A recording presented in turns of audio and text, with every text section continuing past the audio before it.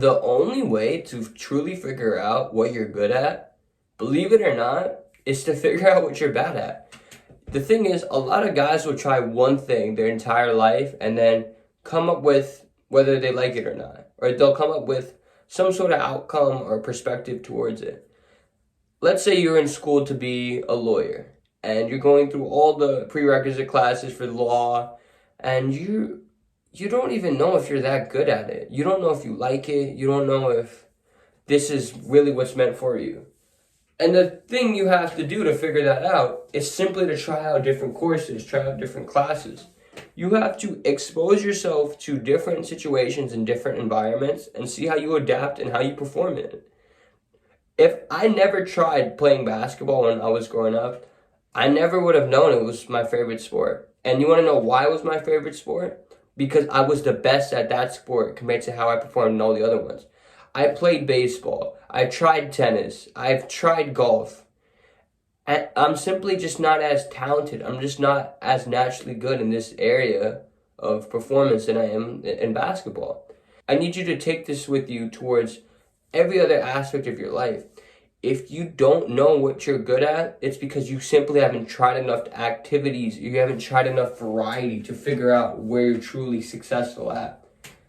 And I don't know why guys take so much shame in failing at something. Bro, you can't be good at everything. That's just not how it works. When was Michael Jordan ever being made fun of for not being a good tennis player? When was Muhammad Ali made fun of for not being able to dunk a basketball? You see, it's all about figuring out what you are good at, and the only way to do that is to specify it, and that's based off ruling out the things you don't like and the things that you're not good at. There's no shame in failing at those activities because that's not what you're going to be known for. You have to fail first to figure out where you're going to succeed at. All these successful athletes, I guarantee, tried different sports. They had to have. And then they realized that they're best at this one and they just chose to run with it. It's the same thing with you. It's going to be the same thing when you have to figure out who your future wife is.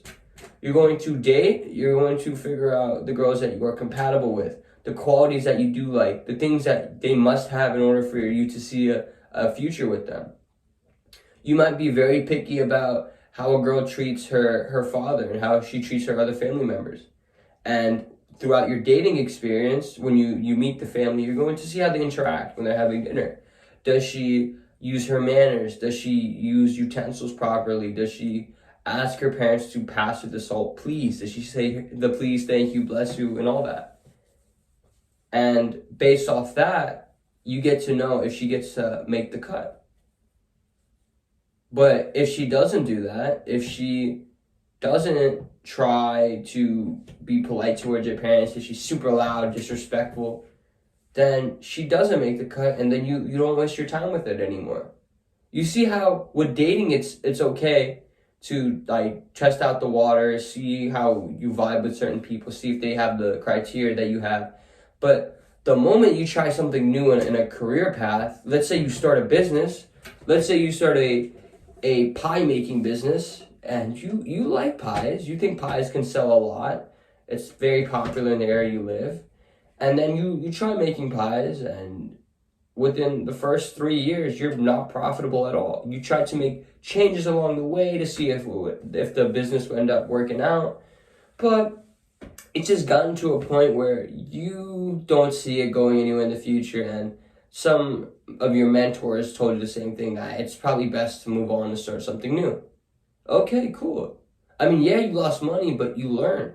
You know how to apply the mistakes that you've made now to the ones you could prevent in the future. And now you're going to be more successful in your next business that you start. This is the ideology, the mentality you should have. Not that, oh my God, I'm a failure. How could I completely fail on a business, bro? Blah, blah, blah. It's not about that. It's just about learning and figuring out what's going to be next for you. One way I had to realize this is when I was younger. I told myself that I was going to be able to go down the career path that I wanted when I was maybe in graduating high school. And I told myself, okay, when I go to college, I want to try this out. And I told myself that I want to go down this line of work 100%. And guess what? I took a few classes on economics, and I didn't like it. I didn't like it as much as I thought. I wanted to become an economist and study in different parts of the world and travel and all that. And doing it with that line of work, I wanted to be just part of the economy, figuring out what supply and demand was. I didn't like it.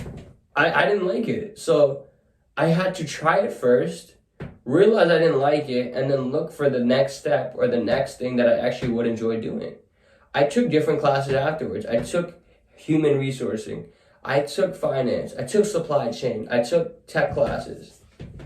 And then I was able to figure out the things that I do enjoy learning, the lifestyle I'd like to live, and just gain a better understanding of what my strengths and weaknesses are. Putting this all together, I was able to come up with the major that I actually wanted. I wasn't being forced to continue down this line of work that I didn't have any genuine desire in. And even though the money would have been cool, even though I could have made a lot of money, I would have made it in a way that I didn't enjoy. And not only is making a lot of money important, but the way you make it and how you make it is even more important. Because that is more meaningful. That makes you look at the total balance a lot differently. If you enjoyed the money you made, you're going to spend it a lot differently than if you were miserably making that money. If you're more miserably making that money, you're going to be more tempted into buying things that you didn't want, that you didn't need, simply to make up for all the boring hours that you spent at your job, that you were miserable, literally staring at that clock to turn to 5 so you could go home and just sit on the couch and feel sad for yourself. It's completely different, whereas if I made that money happily, I'm going to spend it happily and more wisely. I'm not going to feel threatened, or I'm not going to be forced into buying stuff that I wouldn't have otherwise wanted to buy. Yeah, if I want to buy that burrito bowl, yeah, I'll treat myself. Because if I know I have to make more money, I get to do it in a way I like anyway. So it doesn't even really feel like work. It's such a corny thing to think about, but if you enjoy your work, it doesn't feel like work anymore. It's really all about trying different things out and figuring out where you truly feel that you fit best. And that might change. You might feel like you fit in a certain area or in a certain subject for quite some time. And then you learn something new about yourself, or you get a new piece of knowledge that you didn't once have. And then everything changes. And bro, that's okay. And that's going to happen. That's all about growing up. That's how it is. The more you learn about yourself, the more you will adapt your situations and your answers and your beliefs. If you're genuinely serious about leveling up your life, I think you should really consider clicking the link in my description and booking a call with me today. I'm not trying to sell you anything that you don't need. I just want to be able to talk to you and help you with whatever you're going through. As always, you know what to do. The choice is yours.